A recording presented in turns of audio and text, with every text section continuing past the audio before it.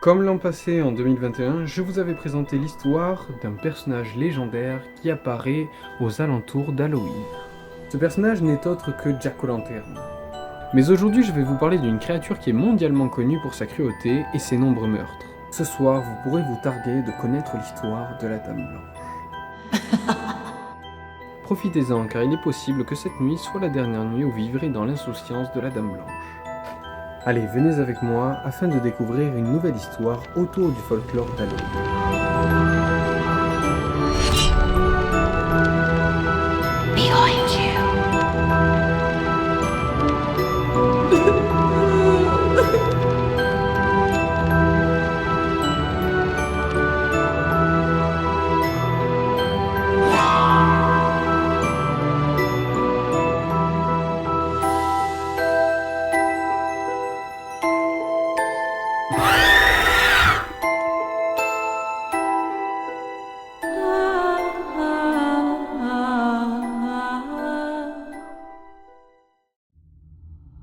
Les origines de la fête d'Halloween.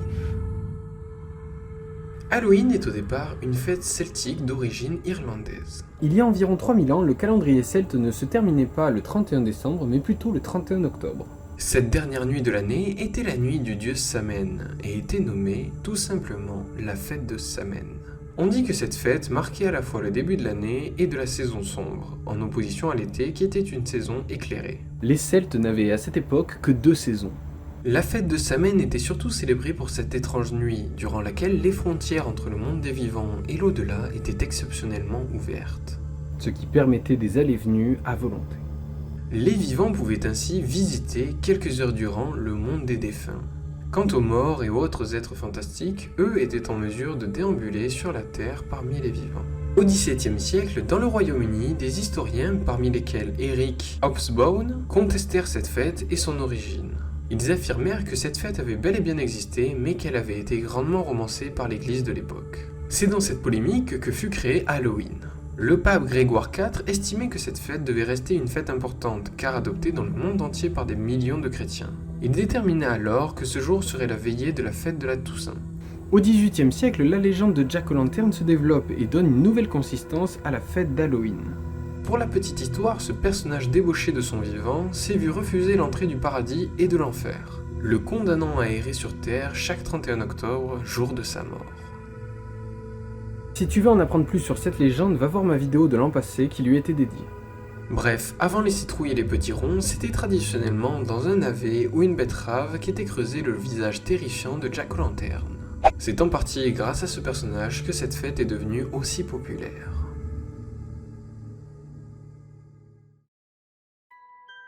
La Dame Blanche.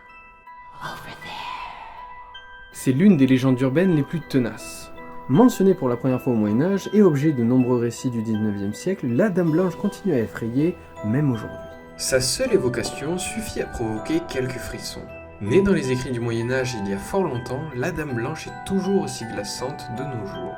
Si son potentiel effrayant n'a pas bougé, la légende a elle beaucoup évolué. Ce qui est intéressant avec cette croyance, c'est que les gens la pensent très ancienne, alors que telle qu'elle est évoquée aujourd'hui, elle est en fait très récente. C'est au Moyen-Âge qu'est évoquée pour la première fois l'existence de fées qui étaient qualifiées de femmes blanches. Au XVIe siècle, il s'agissait de fées malveillantes, particulièrement dangereuses pour les petits-enfants. Mais c'est au 19e siècle, vivier important de croyances et de légendes populaires, que l'on retrouve beaucoup de traces de ces fantômes.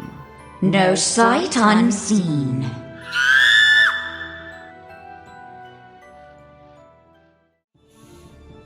La messagère annonciatrice d'une mort imminente.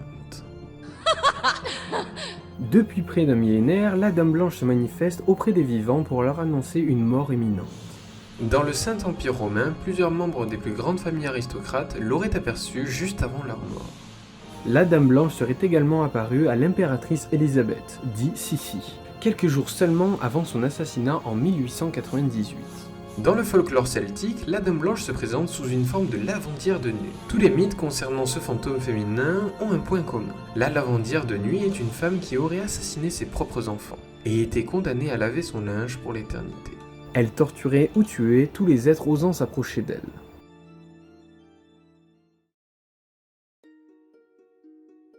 La légende française, l'autostoppeuse du bord de route. De nos jours, l'autostoppeuse est l'histoire de la Dame Blanche la plus ancrée en France. Apparu dans l'Hexagone dès les années 60, ce mythe terrifie les autostoppeurs qui s'aventurent sur les routes en pleine nuit. Il est dit qu'une femme habillée en blanc erre en bord de route sur les lieux proches d'un accident et demande aux voitures de s'arrêter. Elle prendrait alors place aux côtés du conducteur, demeurant silencieuse pendant tout le trajet. À l'arrivée d'un virage, elle se mettrait à hurler avant de disparaître. Aux quatre coins de la France, plusieurs témoignages ont corroboré cette histoire. Le plus célèbre est celui des vacanciers de Pallaval-les-Flots. Le 20 mai 1981, 4 jeunes âgés de 17 à 25 ans ont affirmé avoir pris en autostop une femme portant un manteau et un foulard blanc.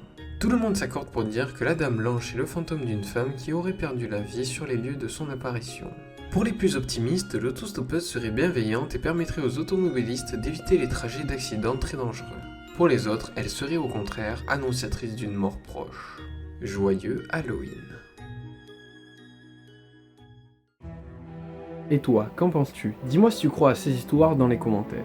N'hésite pas à t'abonner et à me dire ce que tu as pensé de l'entièreté de la vidéo. Et aussi, explose-moi ce bouton like avant que la Dame Blanche vienne et te tue. Ouais, elle te tuera direct, elle va pas t'avertir, elle va te tuer direct. Donc, explose-le. Ça fait longtemps que j'avais pas fait d'auto-promo en plus.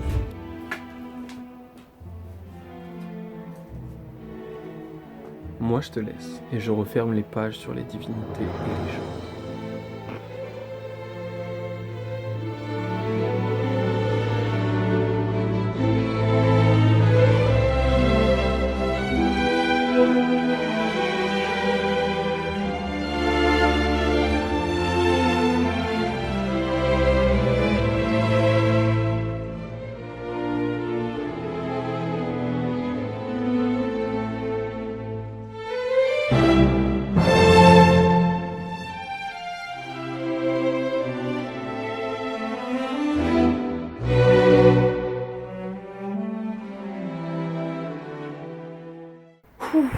Et vidéo, vous imaginez pas, je l'ai écrite en une journée à fond, parce qu'en fait je me suis dit putain mais c'est Halloween là, puis je me suis marié le 2 octobre donc je pourrais pas faire de vidéo vraiment avant parce qu'il faut que je prépare encore plein de trucs.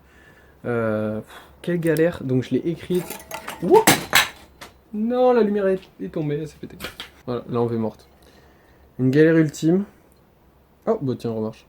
Une grosse galère, en plus j'ai dû chercher dans tout le débarras, alors que je suis en train de ranger toutes les décos d'Halloween. Puis là je tourne, il faut que je monte tout cette semaine parce que ce week-end je suis pas dispo. Quel enfer. Et je veux que ça sorte le 31 ou le 1er, enfin on va voir. Mais je veux que ça sorte dans les temps, pour être dans l'actu, comme l'année dernière, j'avais réussi. Sauf que je m'étais pris en avance. Donc ça va être chaud pour le montage. Il va falloir que je condamne mes nuits, vu que je travaille à fond. Je suis content, la lampe est pas pétée. Et là, t'imagines même pas, mais en gros, j'ai posé mon téléphone là-haut, sur une planche de bois en équilibre, pour pour avoir juste un effet de halo de lumière sur la gueule. Sinon, j'étais trop sombre ou trop éclairé, donc ça allait pas avec l'ambiance. Quel enfer. Je pousse ça, ça tombe.